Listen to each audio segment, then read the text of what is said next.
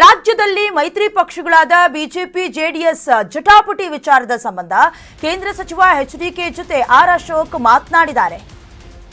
ರಾಜ್ಯದಲ್ಲಿ BJP JDS ಮೈತ್ರಿ ಜಟಾಪಟಿಯ ವಿಚಾರದ ಸಂಬಂಧ ಕೇಂದ್ರ ಸಚಿವ ಎಚ್ಡಿ ಕುಮಾರಸ್ವಾಮಿ ಜೊತೆಗೆ R Ashok talk. Lunch meeting ವೇಳೆ ಮೈತ್ರಿ ಕಾಪಾಡೋದಕ್ಕೆ ಆದ್ಯತೆಯನ್ನ ನೀಡಲಾಗುತ್ತೆ.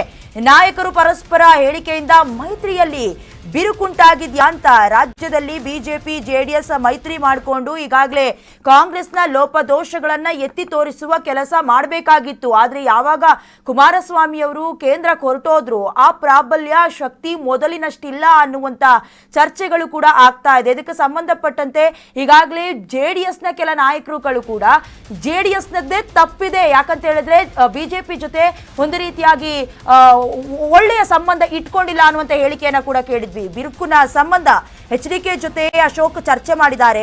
ದೆಹಲಿ ಭೇಟಿ ವೇಳೆ ಚರ್ಚೆ ನಡೆಸಿರುವ ಆರ್ ಅಶೋಕ್ ಮೈತ್ರಿ ಗೊಂದಲ ರಾಜ್ಯ ಮಟ್ಟದಲ್ಲಿ ಸರಿಪಡಿಸೋಣ, ಸ್ಥಳೀಯ ಚುನಾವಣೆಗೆ ಮೈತ್ರಿ ಒಟ್ಟಿಗೆ ಹೋಗೋಣ, ಜೊತೆಗೆ ಒಟ್ಟಿಗೆ ಹೋದ್ರೆ ವಿಧಾನಸಭಾ ಚುನಾವಣೆಗೆ ಸುಲಭ ಆಗತ್ತೆ. ಅಶೋಕ್ ಮಾತ್ರಿಗೆ ಕೇಂದ್ರ ಸಚಿವ ಎಚ್ಡಿಕೆ ಕೂಡ ಸ್ಪಂದಿಸಿದ್ದಾರೆ. ಜೆಡಿಎಸ್ ಪ್ರಾಬಲ್ಯ ಇರುವ ಕಡೆಗೆ ಜೆಡಿಎಸ್ ಟಿಕೆಟ್ ಅನ್ನ ಕೊಡೋಣ ಅಂತ, ಅದರಲ್ಲೂ ಹಳೆ ಮೈಸೂರು ಭಾಗದ ಕಡೆಗೆ ಬಿಜೆಪಿ ಬಲಾಢ್ಯ ಎಲ್ಲೆಲ್ಲಿದೆಯೋ ಅಲ್ಲಿ ಕಮಲ ಟಿಕೆಟ್ ಕೊಡೋಣ. ಟಿಕೆಟ್ ಹಂಚಿಕೆಯ ಬಗ್ಗೆ ಡೆಲ್ಲಿಯಲ್ಲಿ ಲೀಡರ್ಸ್ ಮಾತನಾಡಿದ್ದಾರೆ. ಮೈತ್ರಿ ಸಂಬಂಧವನ್ನ ಕಾಪಾಡಿಕೊಳ್ಳೋದಕ್ಕೆ ನಾಯಕರು ಹೆಜ್ಜೆಯನ್ನ ಇಟ್ಟಿರೋದಾಗ ಗೊತ್ತಾಗ್ತಾ ಇದೆ. ಅಂದ್ರೆ ಇನ್ನೇನು ವಿಧಾನಸಭಾ ಎಲೆಕ್ಷನ್ ಬರುತ್ತೆ, ಮೈತ್ರಿಯ ಮೂಲಕವೇ ನಾವು ರಾಜ್ಯದಲ್ಲಿ ಗೆಲುವನ್ನ ಸಾಧಿಸಬೇಕು ಅನ್ನುವಂತ ಚರ್ಚೆಗಳು ಮಾಡಿರೋದು ಗೊತ್ತಾಗ್ತಾ ಇದೆ. ಮೈತ್ರಿ ವಿಚಾರದಲ್ಲಿ ಗೊಂದಲ ಆಗ್ತಾ ಇರೋದೇನಿದೆ ಇದನ್ನ ರಾಜ್ಯ ಮಟ್ಟದಲ್ಲಿ ಸರಿಪಡಿಸಬೇಕು. ಯಾಕಂದ್ರೆ ಇನ್ನು ಮುಂಬರುವಂತಹ ಸ್ಥಳೀಯ ಚುನಾವಣೆಯನ್ನ ಕೂಡ ಗಮನದಲ್ಲಿ ಇಟ್ಕೊಳ್ಬೇಕು. ಒಟ್ಟಾಗಿ ಹೋಗದೆ ಇದ್ರೆ ರಾಜ್ಯಕ್ಕೆ ಬೇರೆಯದೇ ರೀತಿಯಾದಂತಹ ಸಂದೇಶವನ್ನ ರವಾನಿಸಿದಂತಾಗತ್ತೆ. ಹಾಗಾಗಿ ಈ ಹಳೆ ಮೈಸೂರು ಮಂಡ್ಯ ಭಾಗದಲ್ಲಿ ಜೆಡಿಎಸ್ನ ಭದ್ರಕೋಟೆ ಅಥವಾ ಪ್ರಾಬಲ್ಯವನ್ನ ಸಾಧಿಸಿದಂತಹ ಕೆಲವೊಂದಷ್ಟು ಕ್ಷೇತ್ರಗಳಿದೆ. ಹಾಗಾಗಿ ಆ ಭಾಗಗಳಿಗೆ ಟಿಕೆಟ್ ಕೊಡೋಣ, ಜೊತೆಗೆ ಬಿಜೆಪಿ ಎಲ್ಲೆಲ್ಲಿ ಬಲಾಢ್ಯವನ್ನ ಸಾಧಿಸಿದೆ ಅಲ್ಲಿಗೆ ಕಮಲದ ಟಿಕೆಟ್ ಕೊಡೋಣ ಅಂತ, ಜೊತೆಗೆ ಅದೇನೇ ಇರಲಿ ನಮ್ಮ ಮೈತ್ರಿ ಸಂಬಂಧವನ್ನ ಕಾಪಾಡಿಕೊಳ್ಳೋಣ ಅಂತ ನಾಯಕರು ಈಗಾಗಲೇ ಚರ್ಚೆ ಮಾಡಿದ್ದಾರೆ ಅನ್ನುವಂತ ಡೀಟೇಲ್ ಸಿಗ್ತಾ ಇದೆ. ಇನ್ನಷ್ಟು ಮಾಹಿತಿಯನ್ನ ಕೊಡ್ತಾ ಹೋಗ್ತಾರೆ ನ್ಯೂಸ್ ಡೆಸ್ಕ್ ನಿಂದ ಜಾಯ್ನ್ ಆಗಿ ನಮ್ಮ ಪ್ರತಿನಿಧಿ ಕಿರಣ್ ಕಾನ್ಮನೆ. ಕಿರಣ್, ಈಗಾಗಲೇ ಜೆಡಿಎಸ್ ಹಾಗೆ ಬಿಜೆಪಿ ಅಷ್ಟೊಂದು ಸಂಬಂಧ ಚೆನ್ನಾಗಿಲ್ಲ, ಹಳಸ್ತಾ ಇದೆ ಅನ್ನುವಂತ ಚರ್ಚೆಯ ಮಧ್ಯ ಈಗ ಅಶೋಕ್ ಹಾಗೆ ಕುಮಾರಸ್ವಾಮಿ ಅವರು ಮಾತನಾಡಿದ್ದಾರೆ. ಮುಂದಿನ ದಿನದಲ್ಲಿ ಯಾವ ರೀತಿ ರೂಪುರೇಷೆಯನ್ನ ಪಡ್ಕೊಳ್ಳುತ್ತೆ, ಏನೇನು ಚರ್ಚೆ ಮಾಡಿದ್ದಾರೆ ಕಿರಣ್? ಎಸ್ ಹೌದು, ಏನು ಈಗಾಗಲೇ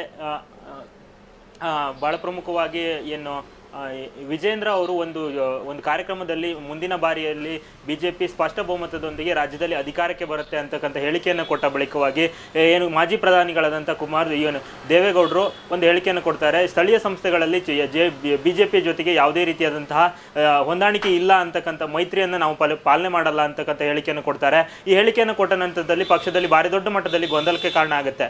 ತದನಂತರವಾಗಿ ಒಂದು ರೀತಿಯಲ್ಲಿ ಇದು ಪಕ್ಷದ ಮಟ್ಟದಲ್ಲಿ ಜಿಲ್ಲಾ ಮಟ್ಟದಲ್ಲಿ ಕಾರ್ಯಕರ್ತರಿಗೂ ಸಹ ಒಂದು ಗೊಂದಲವನ್ನು ಸೃಷ್ಟಿಯನ್ನು ಮಾಡುತ್ತೆ. ತದನಂತರವಾಗಿ ಇದೇ ಒಂದು ವಿಚಾರದಲ್ಲಿ ವಿಜೇಂದ್ರ ಅವರು ಎಲ್ಲ ಒಂದು ಕಡೆ ಪಕ್ಷದಲ್ಲಿ ಮೈತ್ರಿಯಲ್ಲಿ ಗೊಂದಲವನ್ನು ತಂದ್ರು ಅಂತಕ್ಕಂಥದ್ದು ಬಿಜೆಪಿ ಕೆಲವಷ್ಟು ನಾಯಕರ ಅಸಮಾಧಾನಕ್ಕೂ ಸಹ ಕಾರಣ ಆಗುತ್ತೆ. ಮತ್ತೆ ಕುಮಾರಸ್ವಾಮಿ ಅವರು ಸಹ ಇದು ಅಸಮಾಧಾನಕ್ಕೆ ಕಾರಣ ಆಗುತ್ತೆ.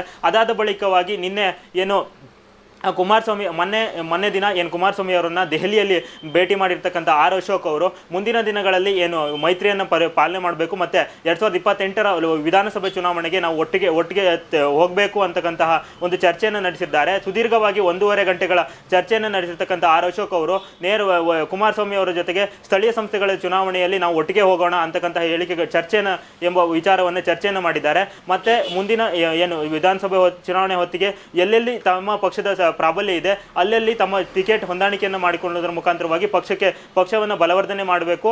ಮತ್ತೆ ಇದರ ಜೊತೆಗೆ ವಿಜೇಂದ್ರ ಅವರ ವಿಚಾರದಲ್ಲೂ ಸಹ ಒಂದು ಕೇಂದ್ರದ ನಾಯಕರಿಗೆ ಅರಿವನ್ನು ಮೂಡಿಸುವ ಅವರ ವಿಚಾರವನ್ನು ಕೆಲವಷ್ಟು ಆರೋಪಗಳನ್ನು ಸಹ ಅವರು ಚರ್ಚೆಯನ್ನು ಮಾಡಿರ್ತಕ್ಕಂಥದ್ದು. ಮುಂದಿನ ದಿನಗಳಲ್ಲಿ ಮೈತ್ರಿ ಯಾವ ರೀತಿ ಪರಿಪಾಲನೆ ಆಗಬೇಕು ಎನ್ನುವುದರ ಕುರಿತು ನಾಳೆ ಒಂದು ರೀತಿಯ ಮೊದಲ ಹಂತದ ಸಭೆಯನ್ನು ಕರೆದು ನಾಳೆ ಸುದ್ದಿಗೋಷ್ಠಿಯನ್ನು ನಡೆಸಿ ಒಂದು ಅಂತಿಮ ನಿರ್ಧಾರವನ್ನು ಮಾಡಬೇಕಾಗಿರೋದು. ಮತ್ತು ಮೈತ್ರಿಯಲ್ಲಿರ್ತಕ್ಕಂಥ ಗೊಂದಲವನ್ನು ರಾಜ್ಯ ಮಟ್ಟದಲ್ಲಿ ಇಲ್ಲೇ ಬಗೆಹರಿಸಿಕೊಂಡು ಮುಂದೆ ಸಾಗಬೇಕು ಮತ್ತು ಕೇಂದ್ರದ ಲೆವೆಲ್ಗೆ ಹೋಗಬಾರ್ದು ಅಂತಕ್ಕಂಥ ಎಲ್ಲ ವಿಚಾರಗಳನ್ನು ಸಹ ಈಗಾಗಲೇ ಚರ್ಚೆಯನ್ನು ನಡೆಸಿದ್ದಾರೆ. ಆದರೆ ಮಂಡ್ಯ ಭಾಗದ ಬಿಜೆಪಿ ಕಾರ್ಯಕರ್ತರು ನಾವು ಯಾವುದೇ ರೀತಿಯಾಗಿಯಂತಹ ಮೈತ್ರಿಯನ್ನು ಪಾಲನೆ ಮಾಡಲ್ಲ, ನಾವು ಸ್ಥಳೀಯ ಸಂಸ್ಥೆಗಳ ಚುನಾವಣೆಯಲ್ಲಿ ಸ್ವತಂತ್ರವಾಗಿ ಸ್ಪರ್ಧೆಯನ್ನು ಮಾಡ್ತೇವೆ ಅಂತಕ್ಕಂಥ ಈಗಾಗಲೇ ವಿಚಾರಗಳನ್ನು ಈಗಾಗಲೇ ಹೇಳಿರ್ತಕ್ಕಂಥದ್ದು. ಆದರೆ ಮುಂದಿನ ದಿನಗಳಲ್ಲಿ ಸ್ಥಳೀಯ ಸಂಸ್ಥೆಗಳ ಚುನಾವಣೆ ವಿಚಾರವಾಗಿ ಬಿಜೆಪಿ ಯಾವ ನಿರ್ಧಾರವನ್ನು ತೆಗೆದುಕೊಳ್ಳುತ್ತೆ ಅಥವಾ JDS ಯಾವ ನಿರ್ಧಾರವನ್ನು ತೆಗೆದುಕೊಳ್ಳುತ್ತೆ, ಸ್ಥಳೀಯ ಸಂಸ್ಥೆಗಳಲ್ಲಿ ಚುನಾವಣೆಯಲ್ಲಿ ಮೈತ್ರಿಯ ಪರಿಪಾಲನೆ ಆಗುತ್ತಾ ಅಂತಕ್ಕಂಥದ್ದು ಸದ್ಯಕ್ಕೆ ರಾಜಕೀಯ ವಲಯದಲ್ಲಿ ಚರ್ಚೆ ಆಗ್ತಾ ಇರುವಂಥದ್ದು. ಡಯಾನಾ, ಥ್ಯಾಂಕ್ ಯು ಕಿರಣ್, ನಿಮ್ಮೆಲ್ಲ ಡೀಟೇಲ್ಸ್ಗಾಗಿ. ಈಗಾಗಲೇ ಬಹಳ ಕುತೂಹಲ ಮೂಡಿಸ್ತಾ ಇರೋದು HD ಕುಮಾರಸ್ವಾಮಿ ಹಾಗೆ ಅಶೋಕ್ ಅವರ ಭೇಟಿ. ಯಾಕಂತ ಹೇಳಿದ್ರೆ ರಾಜ್ಯದಲ್ಲಿ ಮುಂಬರುವಂಥ ವಿಧಾನಸಭಾ ಎಲೆಕ್ಷನ್ ಅನ್ನು ಈಗಲಿಂದಲೇ ಪ್ರಿಪೇರ್ ಮಾಡ್ಕೊಳ್ತಾ ಇದ್ದಾರೆ. ಸಂಬಂಧಪಟ್ಟಂತೆ JDS ಕೂಡ ಅಲ್ಲಲ್ಲಿ ಕಾರ್ಯಕಾರಿಣಿ ಸಭೆ ಸೇರಿದಂತೆ ಮಿಸ್ಡ್ ಕಾಲ್ನ ಮೂಲಕ, ಅಭಿಯಾನದ ಮೂಲಕ ಬೇರೆ ಬೇರೆ ಸದಸ್ಯರನ್ನ ಕೂಡ ಆಡ್ ಮಾಡ್ಕೊಳ್ಳುವಂಥ ಕೆಲಸದಲ್ಲಿ ತೊಡಗಿಸ್ಕೊಳ್ತಾ ಇದೆ. ಬಿಜೆಪಿಯಲ್ಲೂ ಕೂಡ ಬಣಬಡಿದಾಟದ ನಡುವೆಯೇ ಮೈತ್ರಿ ಪಕ್ಷದ ಸಂಬಂಧವನ್ನು ಸರಿಯಾಗಿ ಇಟ್ಕೊಳ್ಳೋದಕ್ಕೆ ಪ್ರಯತ್ನಿಸ್ತಿದೆ.